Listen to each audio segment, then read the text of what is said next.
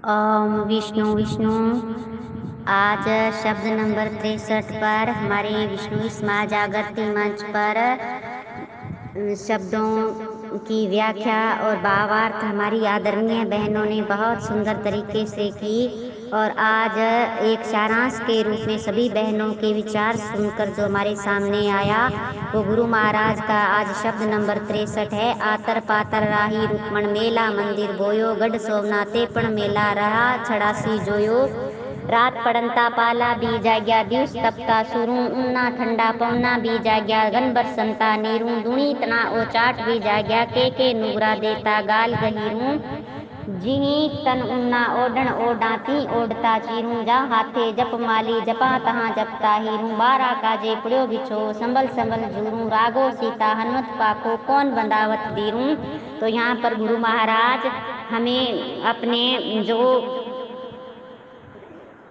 द्वापर युग की बात बता रहे हैं, उसके बाद में गुरु महाराज वातावरण के बात करते हैं और उसके बाद जो गुरु महाराज एक परिस्थिति की बात करते हैं कि परिस्थिति कैसी है इस वक्त इस कलयुग में जो मैं यहाँ पे आया हूँ, यहाँ पर मैं अपना कार्य पूरा करने के लिए आया हूँ। गुरु महाराज यहाँ 12 काजे पुड़ियो बिछो संभल संभल जुरू, यानी मैं 12 करोड़ जीवों का उद्धार करने के लिए यहाँ पर आया हूँ। तो इस परिस्थिति को देखते हुए यहाँ पर मेरे पास जो द्वापर वाले सुख है वो यहाँ पर नहीं है। तो यहाँ पर गुरु महाराज क्या कहते हैं कि द्वापर में कृष्ण अवतार के समय तो ऐसा ही था। उस समय तो अनेकानेक दास दासियों से गिरी हुई जो पवित्र जो सौम्या रानी रुक्मणी थी और सदा सेवा में ही संलग्न रहा करती थी। द्वारका में भी बड़े बड़े महल मंदिर और स्वर्ण द्वारका रानी रुक्मणी सभी कुछ वहीं छूट गए। यहाँ पर मैं अकेला हूँ, यहाँ पर मेरे साथ कोई भी नहीं है। और गुरु महाराज आके कहते हैं कि मैं यहाँ पर अकेला ही हूँ। और जो बाद में गुरु महाराज बताते हैं वातावरण के बारे में कि रात पड़ंता पाला बी जाएगा दिवस तपता सुनू। यहाँ पर गुरु महाराज एक वातावरण की बात बता रहे हैं कि इस वातावरण में मैं यहाँ पर रहा हूँ कि रात में जो सर्दी भी पड़ती है और सूर्य उगता है तो गर्मी भी पड़ती है। और कई बार जो वर्षा ऋतु में वर्षा भी बहुत होती है और कई बार बहुत बर्फीली ठंडी हवाएं भी चलती है और गर्मियों में भयंकर लू भी चलती है और कई बार भयंकर वर्षा भी होती है, ओले भी पड़ते हैं और कभी कभी सूखा भी पड़ता है। तो ये सब ऋतु बदलती रहती है। और गुरु महाराज कहते हैं कि इस बदलते हुए वातावरण में भी मैं इस हरी कंकेड़ी के नीचे अपना समय व्यतीत करना मेरे को पड़ता है। मैं यहाँ पर अपना समय व्यतीत करता हूँ और दुनी तना और चाट भी जाएगा। यहाँ पर भी गुरु महाराज एक परिस्थिति की बात कर रहे हैं कि यहाँ के लोगों की परिस्थिति क्या है कि इतने कष्टमय वातावरण में मैं निवास करता हूँ, फिर भी यहाँ के जो लोग हैं मेरे पास अपना दुख सुख जो दर्द लेकर आते हैं उनको ये कष्टों का भी मैं निवारण करता हूँ, उनकी व्यथा कथा सुनता हूँ, उनकी कष्टों का निवारण पर भी मुझे करना पड़ता है। और साथ में गुरु महाराज यहाँ एक बहुत महत्वपूर्ण बात बता रहे हैं कि नुगरे लोग होते हैं ना, उनका काम ही होता है कि अगर कोई ज्ञानी महापुरुष उनके सामने आ जाए तो भी वो उनकी बात को नहीं सुनते और उनकी वो गलत ठहराने में लगे रहते हैं कि ये गलत है, गाली गलौज करना या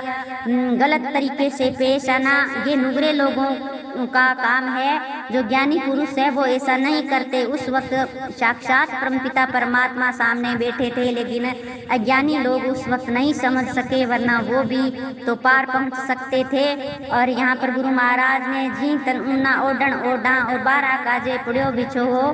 तो ये गुरु महाराज यहाँ पर दोनों जो लाइन जो है शब्दों की, इन पर गुरु महाराज कहते हैं कि मैं किस परिस्थिति में यहाँ आया हूँ कि जो पहले अब मैं यहाँ पर ऊन के वस्त्र धारण करता हूँ, ओढ़ता हूँ और उस शरीर पर कभी भी मैं उस समय मलमल के दिव्य वस्त्र पहना करता था। लेकिन समय के परिवर्तन के साथ में मैंने आज यहाँ पर अपने हाथ में जो जप करने वाली माला है वो भी मैंने एक काठ लकड़ी की माला रखी है, जबकि रामकृष्ण के समय में हीरों की माला हाथ में रखता था। तो यहाँ पर गुरु महाराज एक समय की बात बता रहे हैं और आगे गुरु महाराज कहते हैं मैं किस वजह से यहाँ आया हूँ कि 12 काजे पुड़ियो बिछो संभल संभल जूरू।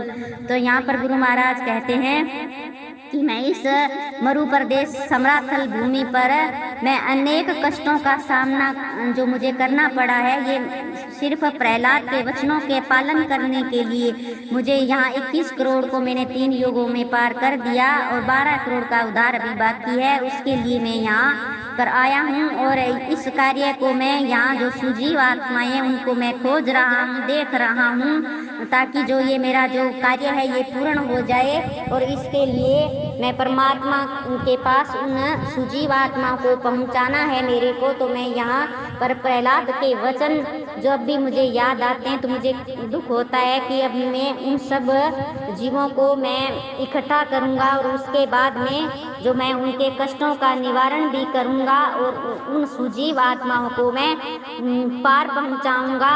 उस प्रहलाद के वचनों को निभाने के लिए मैं उस परमात्मा के लोक में उन जीवों को मुझे पहुँचाना है। और राम के वनवास काल में कहते हैं गुरु महाराज कि रावण राक्षस को मारने के लिए उस समय राम के साथ लक्ष्मण और सीता और हनुमान जी से जैसे स्वामी जो सेवक महावीर थे, तो उन्होंने उस समय राम को कभी अकेला नहीं छोड़ा था। उस समय जब भी अयोध्या की याद आती थी तो उन कष्टों का जब अनुभव होता तो ये लोग धैर्य बंधाया करते थे, क्योंकि उस वक्त जो गुरु महाराज एक सहानुभूति की बात करते हैं कि हमें हमेशा किसी भी कोई भी दुख सुख आए तो हमें सहानुभूति हमेशा हर किसी के साथ रखनी चाहिए। जो दुख दर्द उनको हुआ है वैसा हमारे साथ भी हो सकता है, तो हमें धैर्य हमेशा हर किसी इंसान को मदद करनी चाहिए, धैर्य बंधाना चाहिए। लेकिन यहाँ गुरु महाराज कहते हैं कि मेरे को यहाँ धैर्य बंधाने वाला, मेरा दुख सुनने वाला कोई भी नहीं है, ना ही कोई इस दुखों का निवृत्ति करता है। और मागर मैया काज कथीरू हीरस हीरा हीरू बिखा पटंतर पड़ता आया पुरस पूरा पुरुम जे ऋण रहे सुर गरी जे तो सूरस सूरा सुरू दुखिया है जे सुखिया होए से कर से राज गहीरू महा अंगीठी बिरखा ओलो जेठ ने ठंडा नीरू पलंग ने पोडन सेज ने सोन कंठ रुलंता हीरू इतना मोह ने माने सिंधु तही तही सुसीरू।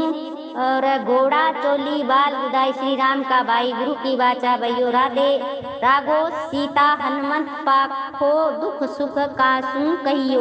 तो यहाँ गुरु महाराज माणक मणिया कत्थीर हीरस हीरा हीरू, यहाँ पर गुरु महाराज एक बहुत सुंदर बात हमें बता रहे हैं कि जो कंकरीली भूमि में मिलने वाले जो पत्थर है, माणक है, कांच के मन के हैं, तो ये सब चीजें जो है गुरु महाराज कहते हैं कि ये जो एक गहने के रूप में लो, या इस चीज को हम अपने अवगुणों की तरफ लेकर चाहते हैं कि हमारे मन में हमेशा जो ये कंकरीली पत्थर की तरह ही हमारे अंदर अवगुण है, कांच के मन के कथीर, ये सब चीजें हमारे अंदर अवगुण के रूप में भी है। तो इनको भी हमें विवेकशील बनना चाहिए और उन हीरों की, उन अपने अंदर उन गुणों की पहचान करके, जो गुरु महाराज ने हमें हीरे के रूप में बनाया था, तो इस हीरे की पहचान हमें खुद ही करनी है। अपने विवेक से हम इस चीज को समझें और जो ये अवगुण रूपी जो कांच के या पत्थर के जो माणक कंकर है, इनको हमें दूर करना चाहिए। और गुरु महाराज कहते हैं कि ये चीजें जिसने समझ ली तो ये कठिन परिस्थिति में, यहाँ गुरु महाराज कहते हैं कि कठिन परिस्थिति में मैंने जो एक जो सही पुरुष होता है तो उसकी परीक्षा जब होती है तो वो कठिन परिस्थिति से गुजरता है, तभी उसका भेद खुलता है, तभी वो इंसान हीरे की परख कर सकता है। और परम पुरुष, पूर्ण पुरुष वो ही है जिसको इसी चीज का, किसी भी चीज का बिछुड़ने पर उसको कोई दुख नहीं होता, वो कभी दुखी नहीं होता, वही पूरा पुरुष है। तो यहाँ पर गुरु महाराज ने बहुत बड़ी हमें यहाँ पे बात ज्ञान की बताई, जे ऋण राय सुर गई जे तो सूरज सुरा सुरू। तो जिस तरीके से युद्ध भूमि में जो सूरवीरता जिनको दिखानी है वो घर बैठे ही नहीं दिखाई जा सकती, उसके लिए भी सूरता दिखाने के लिए भी रणभूमि में जाना पड़ेगा, वहाँ लड़ाई करनी पड़ेगी, आपको मेहनत करनी पड़ेगी, तभी आप जो एक शूरवीरों की तरह सराहनीय, तभी आप माने जाओगे। जाओगे। जब आप जो सच्चा शूरवीर वही तो होता है जो रणभूमि में जाकर लड़ता है और विजय प्राप्त करता है। तो उसी प्रकार से धर्मवीर, कर्मवीर, धैर्यवान व्यक्ति की परीक्षा तभी होती है जब संकट की घड़ी किसी के ऊपर आती है। तभी पता चलता है कि कौन कितना धर्म और कर्मवीर और कितना धैर्यवान व्यक्ति है। ये उस संकट की घड़ी में उसकी पहचान होती है। और जो गुरु महाराज कहते हैं कि कभी जो दुखी है वो सुखी भी हो जाएंगे और कभी कोई इंसान गरीब है वो अमीर भी हो जाएगा, और कुछ जो अभी सम्राट बने हैं वो कल को उनसे उसका राज्य भी छीन जाएगा। तो ये प्रकृति का गुरु महाराज ने यहाँ बताया, प्रकृति का ऐसा ही नियम है कि ये जो समय ये परिवर्तनशील है। और यहाँ पर दुखी है वो सुखी हो जाएंगे, सुखी है वो दुखी हो जाएंगे। और जिसके पास राज है वो आज है कल नहीं भी रहेगा। तो यहाँ पर गुरु महाराज हमें प्रकृति के नियम के बारे में बता रहे हैं। और महा अंगीठी बिरखा लो जेठ ने ठंडा नीरू। यहाँ पर गुरु महाराज कहते हैं कि कभी गर्मी ऋतु आती है तो गुरु महाराज कहते हैं कि कई बार बहुत बड़ी गर्मी ऋतु भी आती है, गर्मी भी होती है। कई बार वर्षा ऋतु में ओले भी पड़ते हैं। कभी जेठ के महीने में ठंडा पानी भी नहीं मिलता। और कभी कभी जो इतनी ज़्यादा भयंकर सर्दी होती है उसमें हमें अंगीठी भी नहीं मिलती। तो ये यहाँ पर अब जो एक मौसम की बात एक गुरु महाराज बताते हैं कि वर्षा सर्दी में भी ओले गिर जाते हैं। तो यही होता है इस मरुभूमि में जो मैं सहन करता हूँ। और यहाँ मेरे पास जो बैठने के लिए ना पलंग है, न सोने के लिए कोमल सैया है, और न ही मेरे गले में सुंदर मोतियों की माला है। ये सब चीज़ें मुझे उस वक्त जो द्वापर युग में सुलभ थी, लेकिन अब यहाँ मेरे पास कुछ भी नहीं है। मैं अकेला ही इस कंकेड़ी के नीचे यहाँ पर समराथल दौरे पर बैठा हूँ। और इतना मोहन माने सिंहू तहीं तहीं सुशीरूं। तो ये भाग्य की बात बता रहे हैं गुरु महाराज कि ये वियोग संयोग ये सब चलता रहता है, लेकिन उस समय भी जो परमात्मा होते हैं, जो महान दिव्य पुरुष होते हैं, उनको मोह माया ये द्वेष ये सब नहीं होता है। इनको सब चीज़ों को छोड़ चुके होते हैं। और यहाँ गुरु महाराज ने कहा कि गोड़ी चोली बाल गुदाई श्री राम का बाई, गुरु की बाचा बहियो रागे राघो सीता हनुमत पाखो, दुख सुख कासू कहियो। यहाँ पर गुरु महाराज पर समय परिवर्तनशील की बात करते हैं। समय परिवर्तनशील है। तो यहाँ पर गुरु महाराज बहुत सुंदर बात कहते हैं हमें कि कभी बाल्यावस्था में भी राम का भाई लक्ष्मण जी वो घोड़ों पे दौड़ा करते थे, अपने बाल गोपालों के साथ खेलते कूदते थे और एक राज सुख वहाँ पर भोगते थे। और समय का एक ऐसा परिवर्तन आया कि राम को वनवास हुआ, तब लक्ष्मण ने अपने भाई का साथ दिया और वे सभी जो बाल सुलभ उनकी क्रिया जो उनके राज भोग जो उनको सुख था वो सब छोड़ दिया तथा राम को ही परम गुरु स्वीकार करके उनको वचनों को माना, उनके वचनों पर चले। और लक्ष्मण सीता तथा हनुमान ने सदा सुख दुख में साथ दिया, धैर्य बंधाया। उनके बिना राम जो अकेले वनवास जो काटना है वो बहुत मुश्किल हो जाता।